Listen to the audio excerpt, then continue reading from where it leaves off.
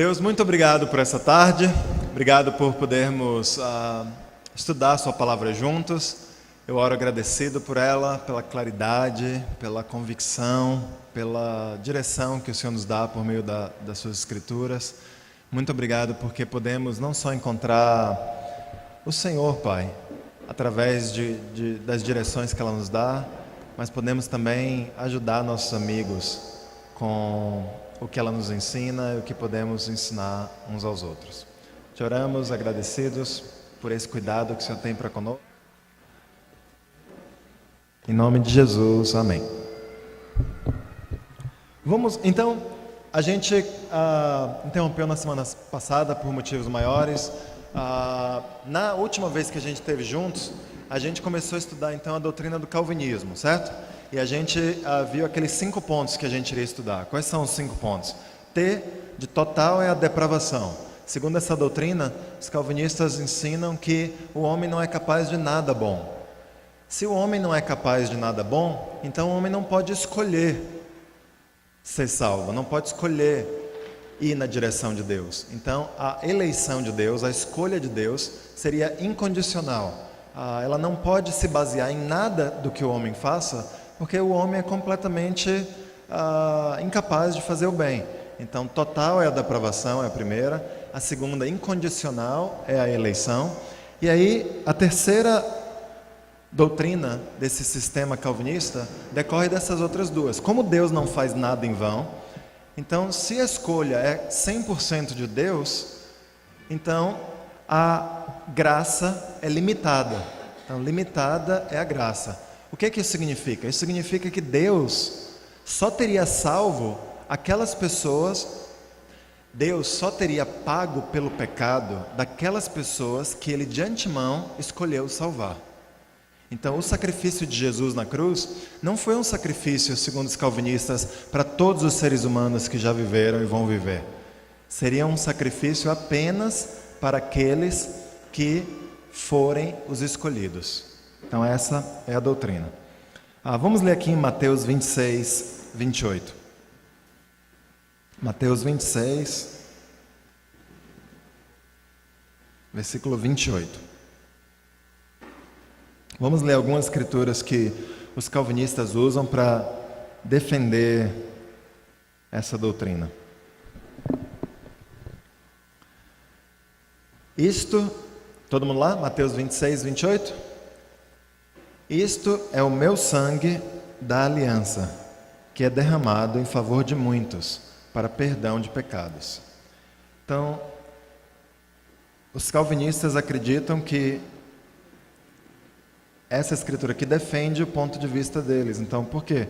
Porque é um sangue derramado em favor de muitos. Não é um sangue, segundo eles, derramado em favor de todos. Seria em favor de algumas pessoas. Ainda que sejam muitas pessoas, não são todas as pessoas. Efésios 5, versículo 25, é outra escritura usada. Efésios, capítulo 5, versículo 25.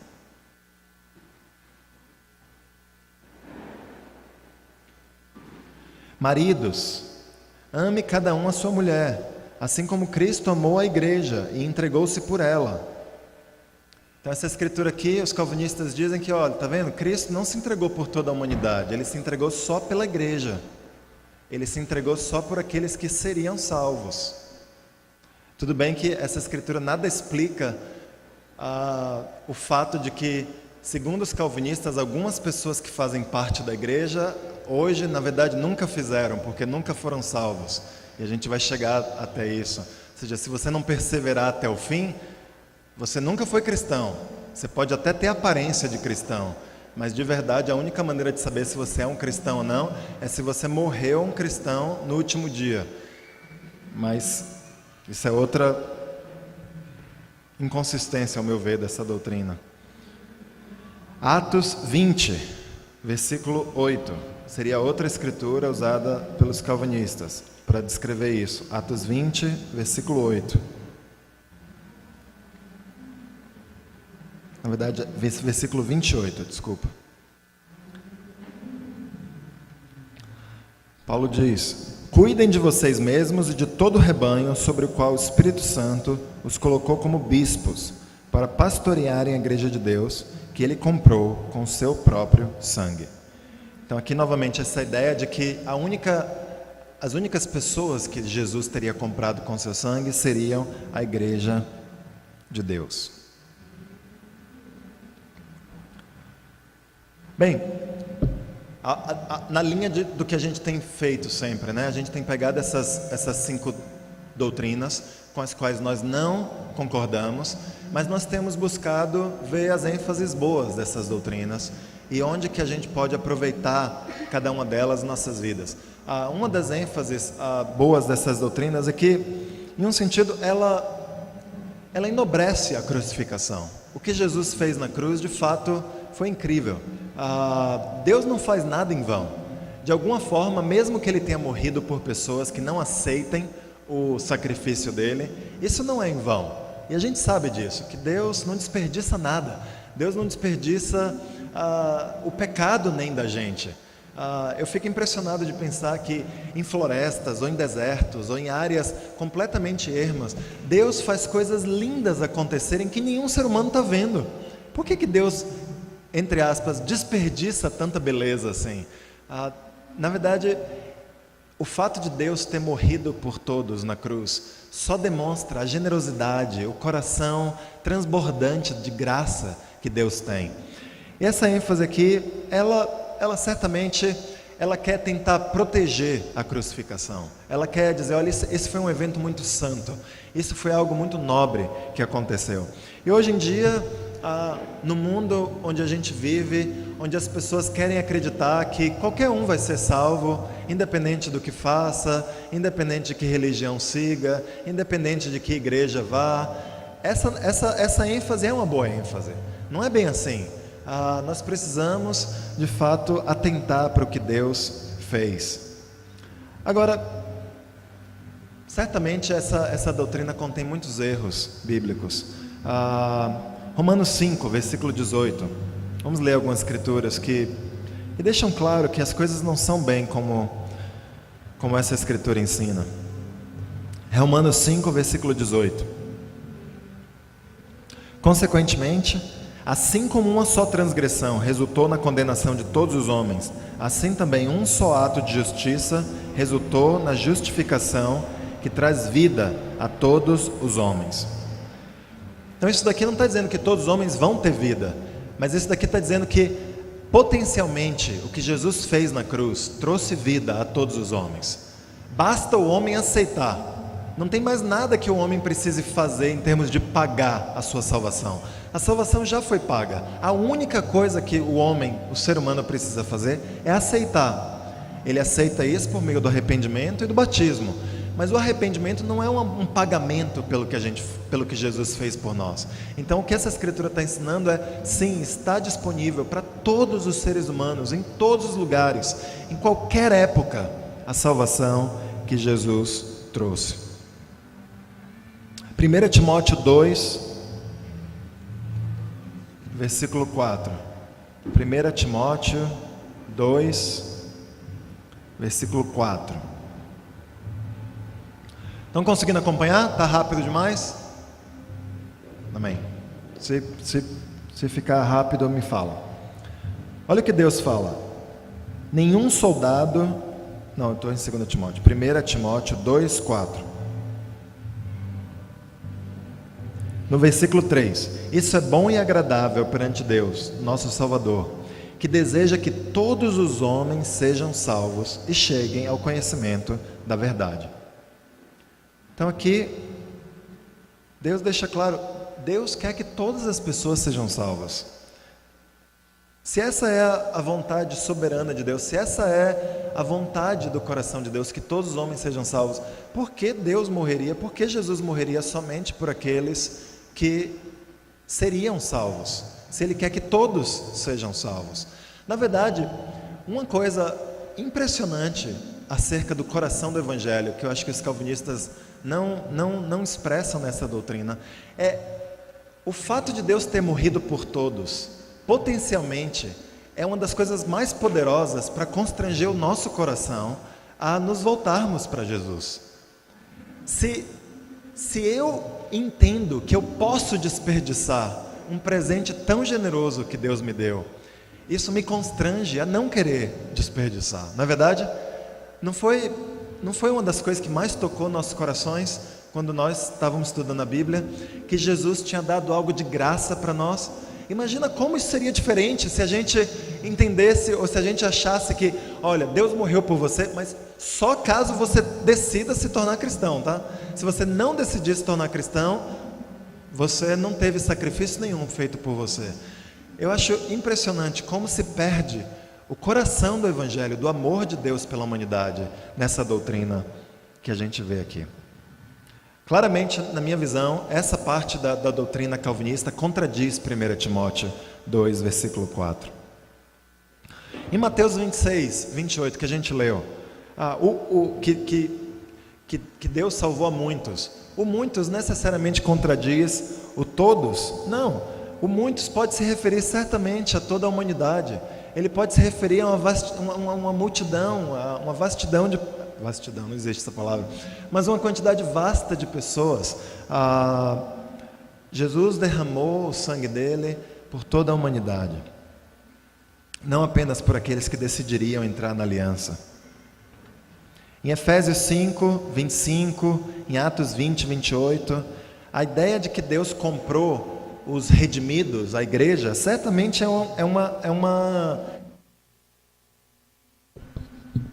um princípio bíblico, mas isso não quer dizer que ele não tenha pagado o preço pelos outros que não aceitaram se juntar à igreja.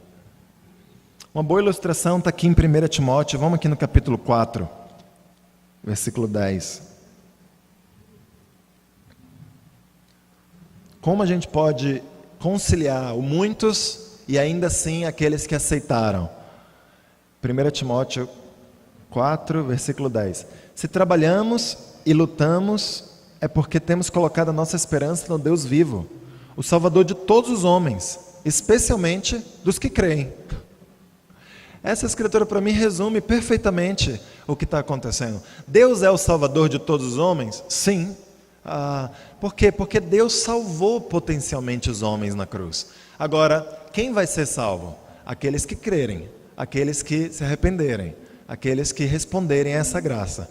Então Paulo está conciliando essas duas ideias aqui em 1 Timóteo 4, versículo 10.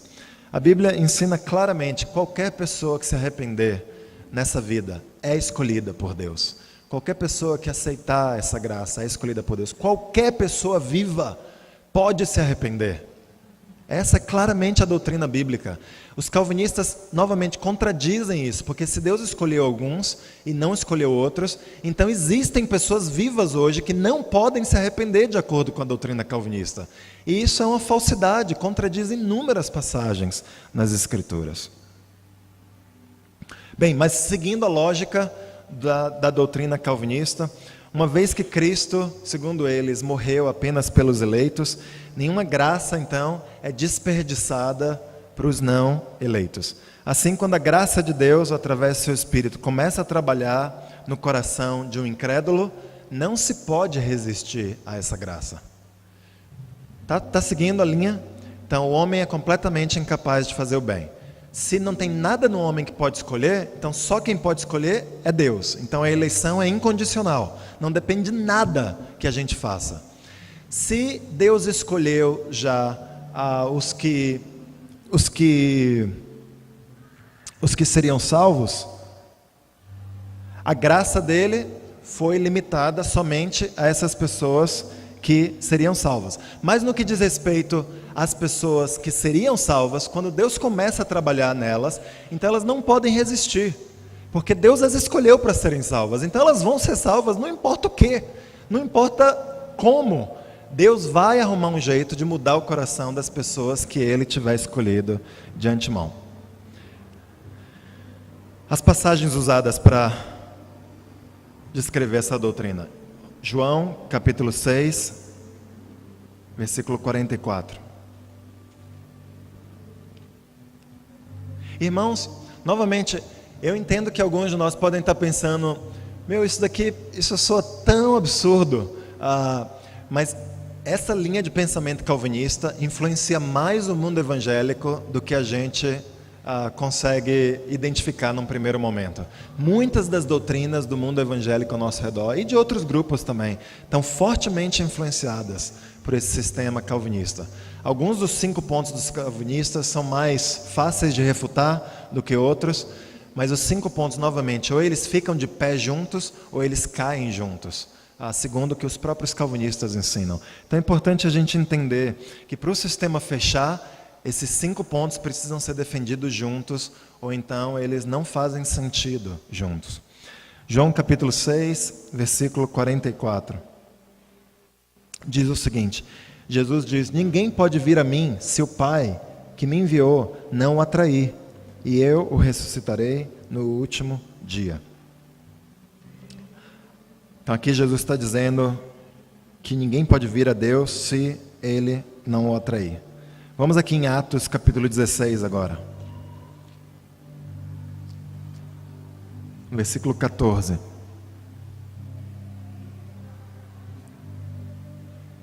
Atos 16, versículo 14.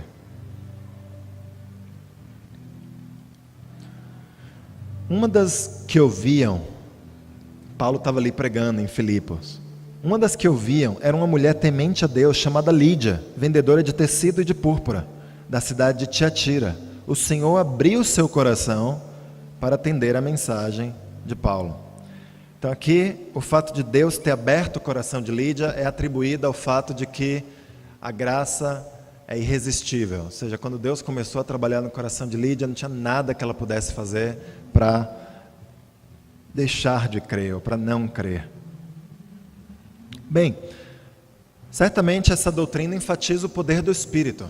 Em um sentido, quando Deus coloca algo na cabeça, ninguém pode ir contra. Os desígnios de Deus são impossíveis de serem contrariados. Deus, Ele planeja algo e Ele vai até o fim. E o pecado das pessoas não pode impedir o que Deus decide fazer. E a gente vai ler escrituras que deixam isso muito claro. E essa doutrina enfatiza isso, de que o poder de Deus, o Espírito é poderoso. E o Espírito é capaz de vencer qualquer obstáculo em seu caminho. Mas vamos aqui para os erros dessa doutrina. João 6, versículo 44, só diz que Deus atrai todos os homens para si mesmo, mas não com base no que Deus os atrai. Esse é o ponto de fato. Só pode chegar a Jesus quem for atraído a Jesus. Mas outras passagens em João deixam claro que o povo que Deus escolhe atrair são aqueles que decidem se arrepender. Ou seja, o Espírito nos atraiu a Jesus. Como o Espírito nos atraiu? Com base na nossa disposição em nos arrepender. Com base na nossa disposição em ouvir a palavra e fazer o que a palavra estava nos chamando a fazer. João capítulo 1, versículo 12. Vamos ler essa escritura. João capítulo 1, versículo 12.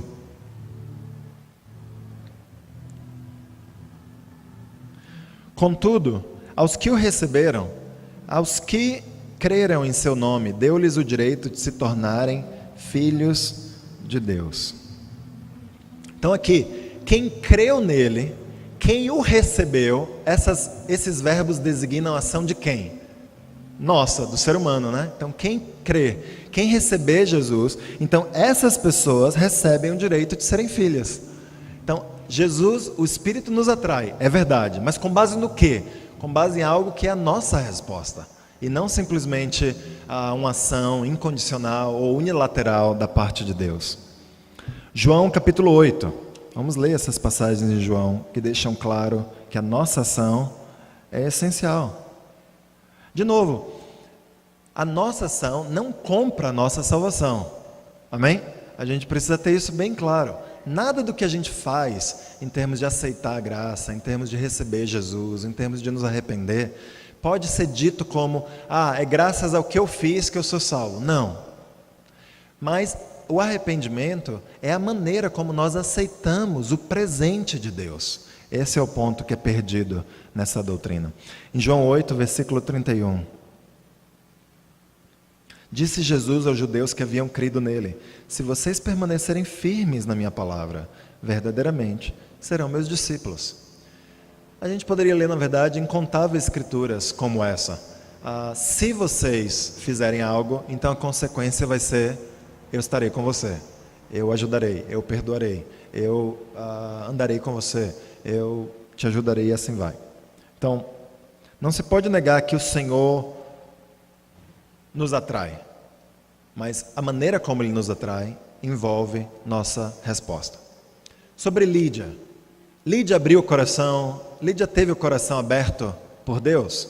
Sim, claro que teve o coração. Como ele abriu o coração? O que Atos 16 fala lá? Vamos voltar lá para Atos 16.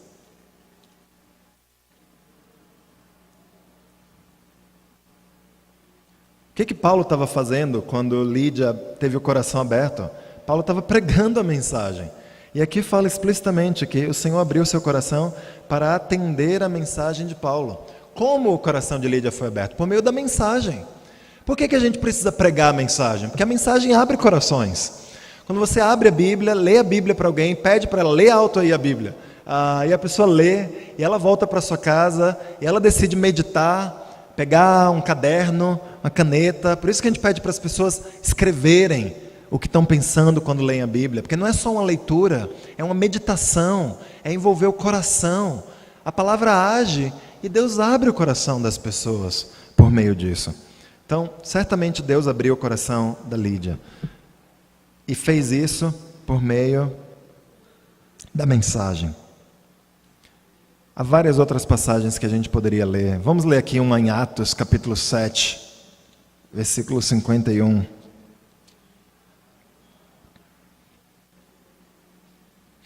Atos 7, 51. Estevão está dizendo o seguinte: povo rebelde, obstinado de coração e de ouvidos, vocês são iguais aos seus antepassados, sempre resistem ao Espírito Santo.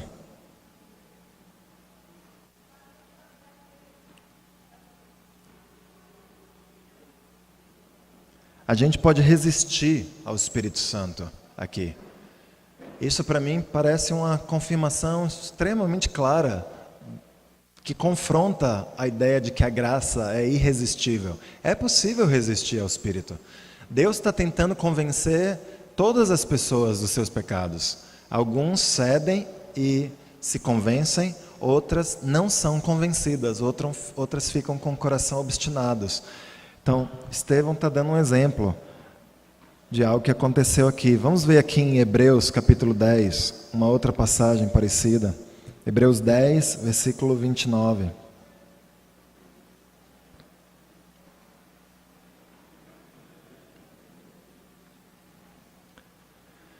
Quão mais severo castigo, julgam vocês, merece aquele que pisou aos pés o Filho de Deus, profanou o sangue da aliança pelo qual ele foi santificado e insultou o Espírito da graça. Então aqui, de acordo com o autor de Hebreus, é possível pisar aos pés o Filho de Deus. É possível profanar o sangue da aliança. É possível insultar o Espírito da graça. Nós vemos isso acontecendo todos os dias, não é? Se a gente está envolvido na missão, a gente vê pessoas fazendo exatamente isso, vez após vez após vez. Como não é possível resistir à graça? Pessoas fazem isso o tempo todo. O calvinismo, através de ensinamentos como esse, da graça irresistível, transforma, de certa forma, os seres humanos em robôs. Eu sei que Calvino, eu sei que outros calvinistas modernos, eles não negam que o homem precisa fazer boas obras.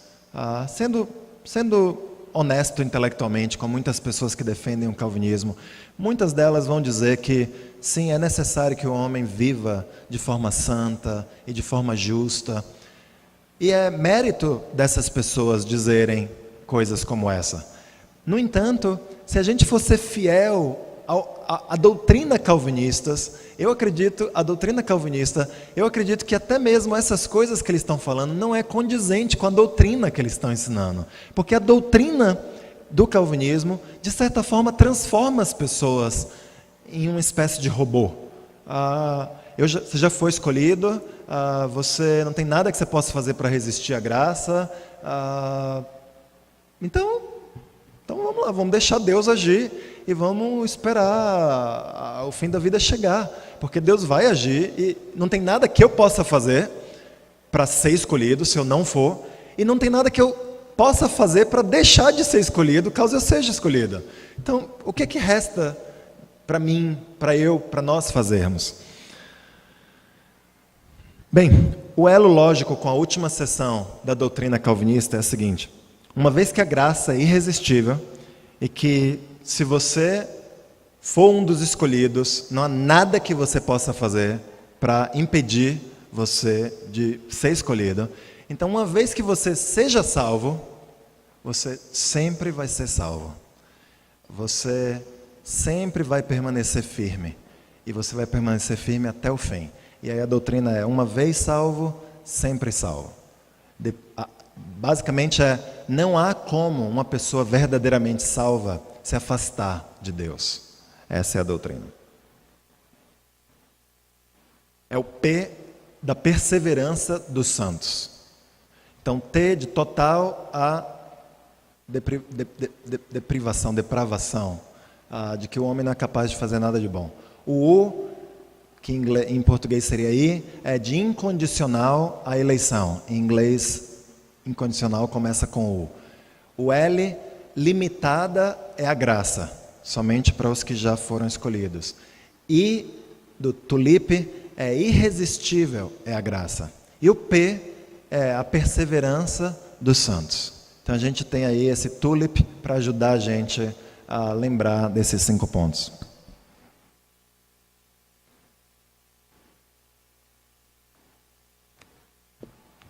Então a doutrina diz 2 coisas basicamente: a perseverança dos santos. Se você for um dos escolhidos, você vai perseverar até o fim. Se você não perseverar até o fim, então isso quer dizer que você nunca foi um dos escolhidos. Então isso quer dizer que você nunca foi um cristão verdadeiro. Se você abandonou a Deus, então a gente tem aqui, todos nós conhecemos vários irmãos que já abandonaram a Deus, nunca foram irmãos. Nunca se converteram de verdade. Porque se fossem irmãos de verdade, alguns de nós aqui que já abandonamos a Deus, voltamos, é bom questionar se a gente foi irmão mesmo de verdade. Porque como que a gente abandonou a Deus se a gente era salvo? Basicamente é isso o que a doutrina ensina.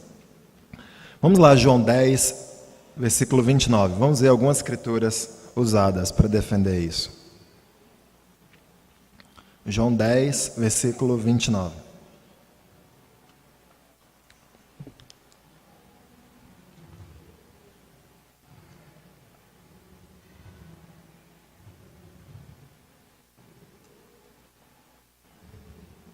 Obrigado a quem trouxe essa água para mim. Meu Pai, que as deu para mim, Jesus está dizendo a respeito das ovelhas. Meu Pai que as deu para mim é maior do que todos. Ninguém as pode arrancar da mão de meu Pai. Forte essa escritura, não? Uma escritura para dar confiança para nós, para dar segurança para nós. O que essa escritura está dizendo? Ela está dizendo: ninguém pode nos arrancar da mão de Deus. É isso mesmo que está dizendo aqui. Ela não está dizendo que você não pode se afastar, você não pode caminhar para longe de Deus. Ela está dizendo que caso você queira ficar perto de Deus, não existe nada nesse mundo que tenha força suficiente para arrancar você de longe de Deus contra a sua vontade. Então é uma escritura para nos encorajar, para nos deixar seguros sobre a nossa salvação. Se nós decidirmos obedecer, ainda que a gente caia, ainda que a gente peque, ainda que a gente cometa todo tipo de falha, se a gente não desistir de se arrepender, de voltar para Deus, de perseverar, de confessar nossos pecados, de orar, de pedir misericórdia, nós não podemos ser arrancados de perto de Deus. Não é incrível isso? Basta nós perseverarmos até o fim. É isso que essa escritura está dizendo para nós. Mas os calvinistas interpretam isso um passo além. Não basta ninguém poder tirar você de perto. Nem você pode sair de perto. Nem você pode decidir se afastar de Deus, se você é um dos verdadeiramente eleitos. Romanos 8. A linha das outras escrituras segue o mesmo caminho. Romanos 8, versículos 38.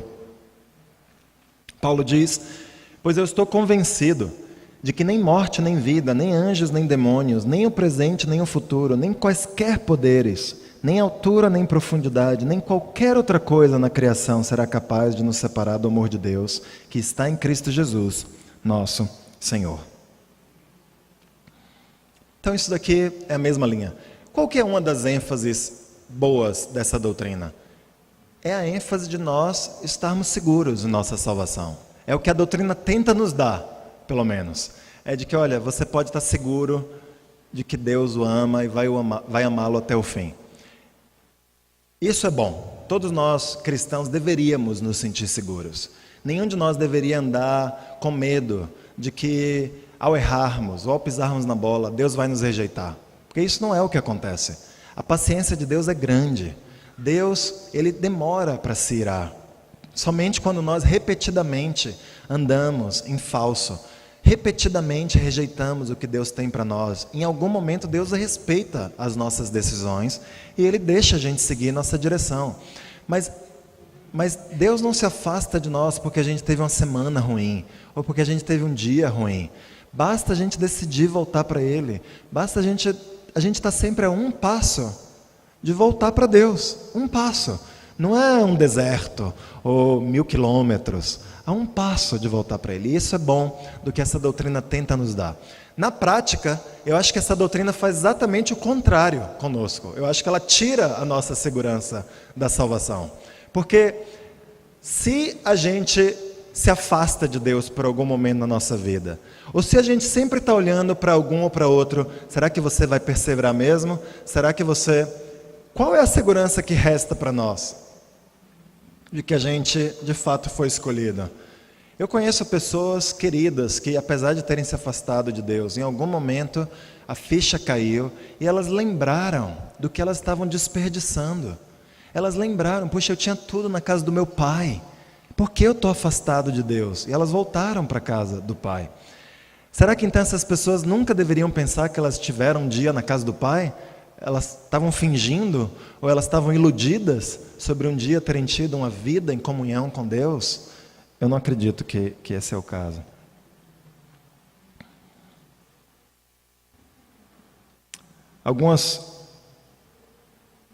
Bem, João 10, 29, a gente já falou que ninguém pode tirar um cristão de sua posição segura, mas isso não quer dizer que um cristão não possa decidir se afastar do rebanho, porque pode. Isaías 53, versículo 6 diz isso explicitamente. Vamos ler aqui, Isaías 53, versículo 6.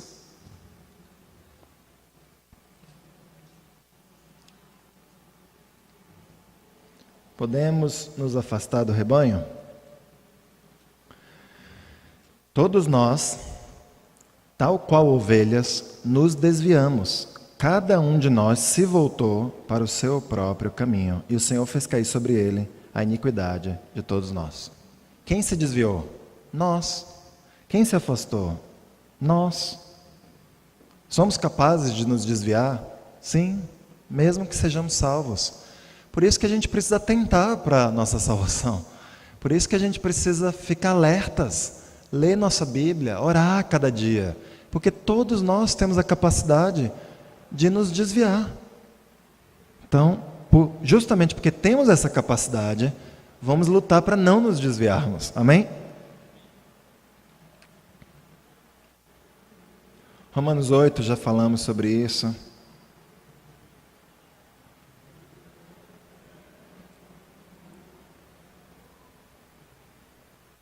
Primeira João 5, versículo 13. Vamos falar um pouquinho agora sobre... Se nós estamos aqui hoje, é possível a gente ter segurança de que nós somos salvos? Segundo essa doutrina do calvinismo, não. Segundo essa doutrina, o único teste objetivo de se você é salvo ou não é se você perseverar até o último dia. Mas esse é o teste que a Bíblia nos dá para a gente estar seguro da nossa salvação. Olha aqui em 1 João, capítulo 5, versículo... Na verdade, 1 João capítulo 5, versículo 13. Olha o que João diz: escrevi-lhe estas coisas a vocês que creem no nome do Filho de Deus, para que vocês saibam que têm a vida eterna. É possível, irmãos, nós sabermos que nós temos a vida eterna. É possível nós termos confiança nisso, de que nós somos escolhidos, que é possível a gente perseverar e estar junto com Deus um dia. Isso vai ser pela misericórdia dele, sem dúvida, mas é possível a gente ter essa segurança. Volta 2 capítulos, 3 capítulos para o capítulo 2 de 1 João. 1 João 2, versículos 3 até o 6.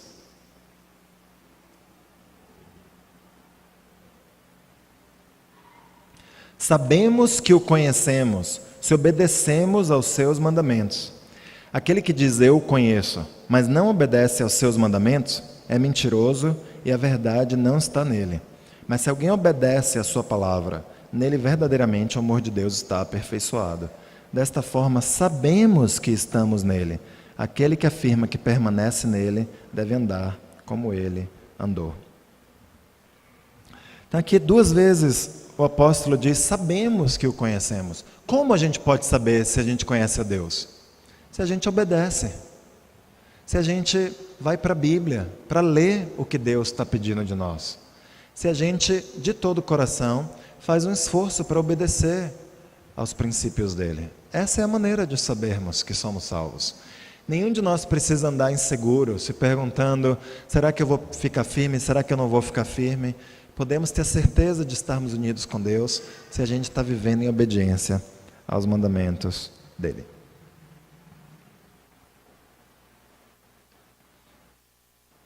Bem, há várias outras escrituras que a gente poderia ler. A gente ouve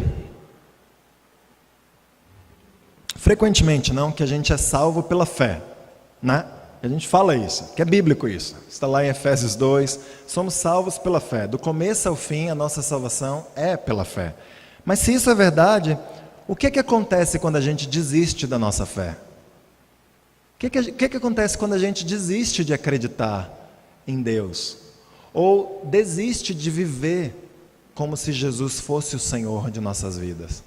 Não é verdade que cada passo de obediência, alguns mais do que outros, exigem fé de nós? Por exemplo, quando você está super cansado, por que você vai acordar meia hora, 1 hora mais cedo para ter seu tempo com Deus, se você não estiver colocando sua confiança em Deus? O que levaria a gente a vir numa tarde de domingo tão bonita como essa, onde a gente poderia estar em casa, descansando, comendo um churrasco, indo num parque, fazendo tantas coisas, e estarmos aqui junto com nossos irmãos, se não for pela confiança em Deus? Porque a gente acredita que quando a gente obedece a Deus, então isso faz mais bem para a nossa alma do que qualquer outra coisa que a gente possa estar fazendo com a nossa vida. Será que quando a gente desiste da nossa fé, Deus nos força a ser salvos ainda assim? Novamente, onde está o livre-arbítrio do homem? Onde está a capacidade do homem de entrar num relacionamento amoroso de verdade, onde a gente dá para outra pessoa aquilo que só nós podemos decidir dar para outra pessoa? Deus não quer se relacionar com robôs. Deus quer se relacionar com pessoas que são capazes de dar seu coração para Ele ou de não dar seu coração para Ele. Vamos ler algumas passagens para explicitar isso daqui. Em 2 Pedro, capítulo 2, versículo 20. Não, 2 Pedro 2, 20 não existe. Será que é 1 Pedro?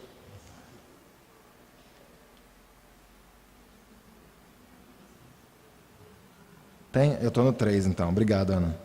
2 Pedro 2, 20, amém. Olha o que Pedro fala.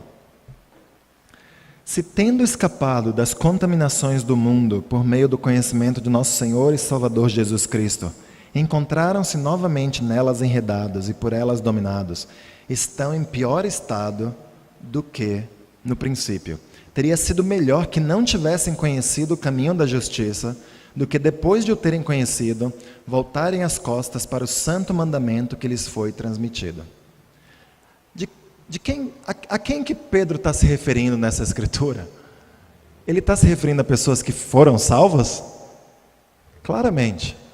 Ele está falando que, olha, depois de você ser salvo, se você nega a Jesus, você está em pior estado do que você estava antes. O potencial do seu coração de estar duro, além do quebrantamento, aumenta se você vem para Deus e se você depois desiste de Deus. É o que Pedro está falando. Mas se não é possível desistir da fé, de quem que Pedro está falando aqui nessa escritura? Não faz sentido a doutrina da perseverança dos santos, porque pessoas podem dar as costas para o mandamento santo, elas podem se voltar contra o que Deus fez na vida delas. Outra escritura está em Hebreus 6, no versículo 4. Hebreus 6, versículo 4.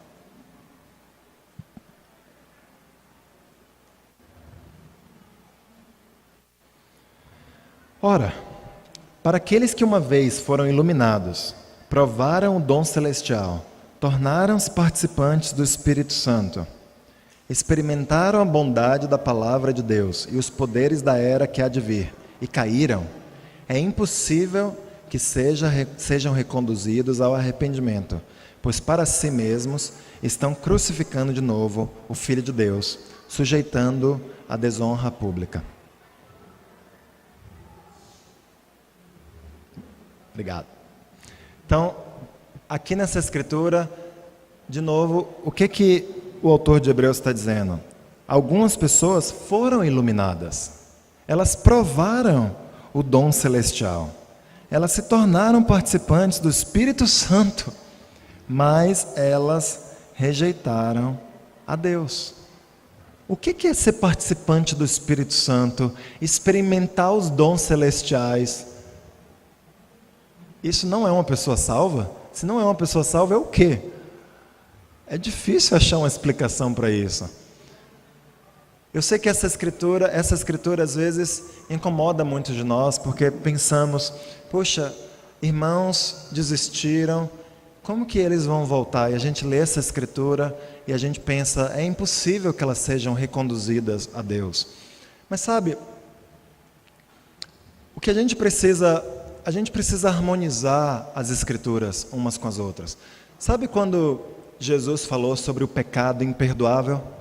Eles falaram, olha, quem pecar contra mim vai ser perdoado, mas quem pecar contra o Espírito Santo não pode ser perdoado. E teólogos têm por séculos e séculos dedicado muitas páginas a o que é o pecado imperdoável.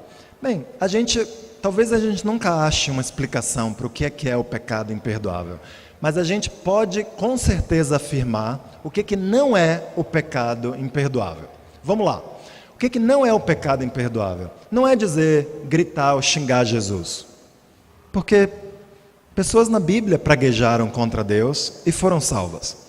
Então, se elas estivessem cometendo o pecado imperdoável, elas mesmas não seriam perdoadas, certo? Não pode ser assassinar pessoas, porque muitos assassinos se tornaram cristãos e foram homens e mulheres de Deus ao longo do tempo. Não pode ser mentir, não pode ser adulterar, não pode ser cometer sexo com animais ou todo tipo de impureza sexual. Manassés está aí para deixar isso claro para nós. Tenta achar um pecado que alguém na Bíblia nunca cometeu. Tenta achar um pecado que você não vai achar alguém na Bíblia cometendo em algum momento e depois sendo perdoado disso. Então assim, essa luta por a gente achar um pecado ou pecado que não seja perdoável, isso não vai levar a gente a lugar nenhum. Eu acredito que o pecado imperdoável é um estado de espírito, que é a mesma coisa de que Hebreus 6 está falando. É um estado de dureza de alguém que repetidamente rejeita a Deus e não está querendo se voltar para Ele. Se alguém chega a esse lugar com um coração tão duro que não quer mais ouvir Deus, então essa pessoa não tem mais chance de ser salva. É o que Hebreus 6 está dizendo. Então, de novo, se a gente está preocupado alguns de nós temos a consciência mais fraca. A gente talvez se culpe mais facilmente. E a gente está se perguntando sempre, meu Deus, será que eu não cometi o pecado imperdoável? O próprio fato de você estar preocupado com isso deveria ser uma fonte de ânimo para você. O próprio fato de você estar temendo a Deus e se perguntando, será que eu estou firme na fé? Será que eu não estou firme na fé? Isso deveria ser uma fonte de encorajamento para você. Porque pessoas que estão com o coração endurecido ao ponto de rejeitarem a Deus, elas param de pensar sobre isso. A Bíblia fala sobre cuidado para você não queimar sua consciência, não é? Há algumas pessoas que queimam sua consciência. Eu acredito que Paulo está falando a mesma coisa que o autor de Hebreus está falando em Hebreus 6, que é a mesma coisa que Jesus falou lá nos Evangelhos sobre o pecado imperdoável. Isso não tem a ver com a perseverança ou a não perseverança dos santos. Pessoas, e é a nossa experiência, elas se afastam de Deus por inúmeras fraquezas, muitas delas retornam a Deus. Óbvio, sempre o número de pessoas que retornam a Deus é sempre bem reduzido dos que foram embora. Então, se você está pensando ou calculando em desistir de Deus, você está pensando na decisão mais tola da sua vida. Se tomar a decisão de ir para Deus foi a mais inteligente, a mais burra é a gente pensar, eu vou desistir de Deus, certo? Então não vá por esse caminho.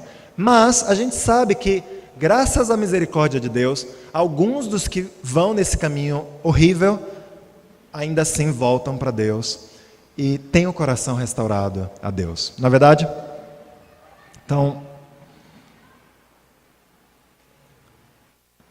bem, falar um pouquinho da experiência assim.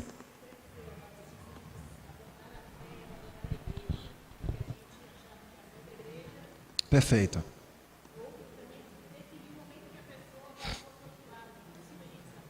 Perfeito. A Ana está falando aqui que um comentário de que sair da igreja é diferente de abandonar a Deus. Ou até mesmo da gente discernir exatamente quando que alguém tem o Espírito Santo abandonando a essa pessoa. Então, no passado, de fato, ensinávamos isso. Que se alguém saísse da nossa igreja, então essa pessoa, ela estava abandonando a Deus. E naquele momento em que ela estava deixando o convívio, então o Espírito Santo quase que estava deixando a pessoa, porque afinal de contas ela não era mais cristã, e como que alguém pode ser cristão tendo o Espírito de Deus dentro deles? Então nós não cremos mais nisso, mas também não queremos ir pelo outro extremo disso, de dizer que o irmão saiu da igreja e foi para outra igreja. O mundo evangélico em geral está perdido. Nós temos visto isso ao redor. Se você já tem estado em igrejas ao seu redor, você comprova isso. Não estou dizendo que todos estão perdidos. Não estou dizendo que só nós da ICOC somos salvos. Não estou dizendo isso. O que eu estou dizendo é que são raras as comunidades de discípulos ao redor do Brasil e ao redor do mundo. Raras. Para começo de conversa, a maior parte das igrejas não ensina um plano bíblico de salvação. A maior parte das igrejas ensina uma doutrina falsa sobre como uma pessoa se torna salva. E só isso já deveria nos dar um tremendo espelho do que acontece dentro dessas igrejas. Se a maneira como as pessoas naquela igreja são ensinadas de que uma pessoa é salva, e isso é equivocado, o que a gente pode esperar da maior parte das pessoas numa igreja assim?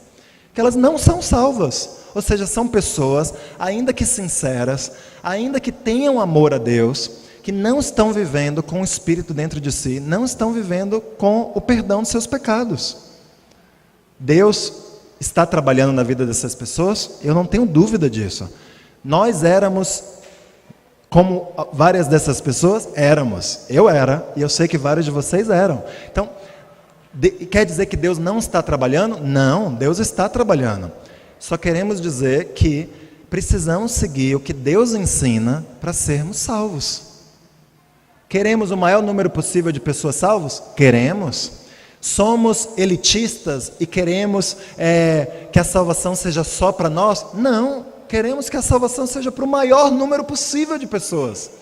Mas não queremos nos enganar, nem enganar os outros, dizendo que está tudo bem, que tem realmente milhões de pessoas salvas ao nosso redor, quando de fato não tem. E basta a gente ler as páginas da Bíblia e frequentar uma igreja ali, outra igreja aqui, para a gente ver essa realidade. Mas sim, ainda assim, não é correto dizer que a ICOC define o que é o limite da salvação. Absolutamente não define. Alguns que estão aqui na ICOC talvez não estejam salvos.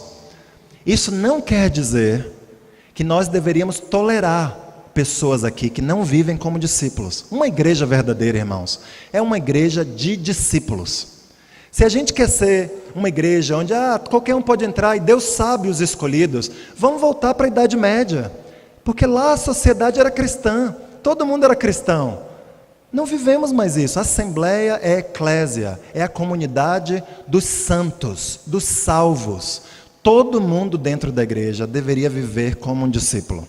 Se tem alguém que não está vivendo como um discípulo dentro da igreja, então essa pessoa precisa de ajuda para ou ela mudar, ou ela decidir e viver a vida dela fora da igreja. Essa é a doutrina bíblica. Então, há pessoas aqui que podem não ser salvas? Pode haver. Mas é nossa função, como irmãos dessas pessoas e uns dos outros, sempre estarmos envolvidos na vida uns dos outros para lidarmos com o pecado. Bem, eu não vou falar muito mais sobre isso, porque a gente poderia falar sobre o joio, né, e muitas coisas falsas que têm surgido, como se... Bem, eu não vou resistir. O joio. O joio está dentro da igreja. Bem, há muitos teólogos respeitadíssimos que não concordam com essa interpretação de que o mundo, a igreja, é o lugar onde o joio nasce. Há muitos teólogos que acreditam que o campo de que Mateus 13 se refere é o mundo. Ou seja, no mundo tem joio. E no mundo tem trigo, e nós vivemos juntos, lado a lado. E no último dia, Deus vai discernir quem é o trigo e quem é o joio. Certo? Então essa é a interpretação que muitos teólogos dão para a parábola do joio. Mas mesmo que você não concorde com essa interpretação, o joio é uma trigo, é o que, meu Deus? Uma semente, enfim, é uma planta, um grão, obrigado, um grão. É um grão muito parecido com o trigo. Mesmo que você dissesse, na igreja tem joio. Bem, tá bom.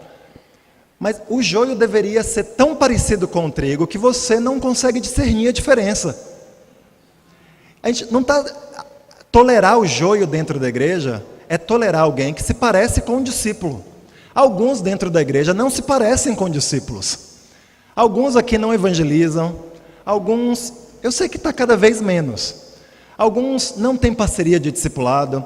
Alguns, surpreendentemente, depois de 2, 3, 4 anos da liderança dizer em pregação, em tempo, em reunião, alguns aqui persistem sem estar num grupo pequeno, sem estar numa igreja em casa. Meu irmão, eu não acredito que você está indo num caminho, ou você já não é mais um discípulo, ou você está no caminho breve de se tornar um não discípulo. Se você vive numa comunidade onde você resiste em desobedecer, eu não creio que você está num caminho seguindo a Jesus Cristo. Não importa quanto você diga que você ama Ele, não importa quanto você diga, eu já tenho 30 anos na fé. Bem, Salomão também se desviou com muitos anos na fé. Ou a gente obedece, ou a gente não obedece. Só tem esses dois caminhos. Então, vamos lutar para a igreja ser uma igreja só de discípulos. Nós vamos até o fim nesse princípio. Nós acreditamos que é isso que Deus espera de nós. Essa é a única chance de nós sermos sal e luz uns para os outros e para o mundo que anseia ter o que nós temos em Cristo. Amém?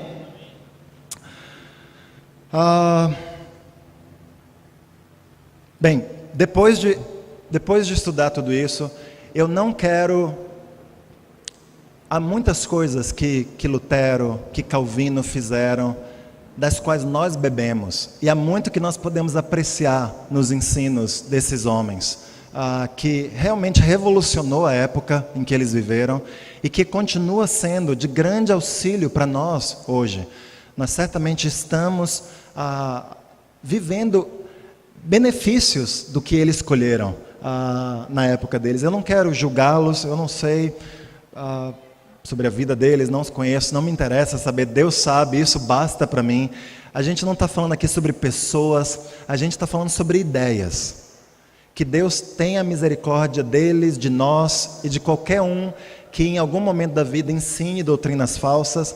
Eu quero ser salvo, apesar de ter ensinado talvez em minha vida coisas falsas. E eu quero contar com a misericórdia de Deus, amém? Então isso daqui não é para a gente ser duro, ou ser arrogante, ou presunçoso com os outros que creem diferente de nós. Ou mesmo para dizer, o grupo X é salvo, ou o grupo Y não é salvo.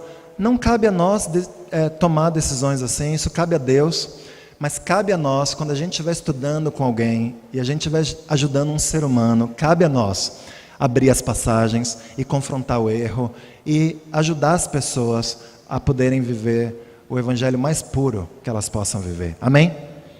Faz sentido isso? Como que a gente pode ter convicção das ideias, mas ser humilde uns com os outros e respeitar uns aos outros, né?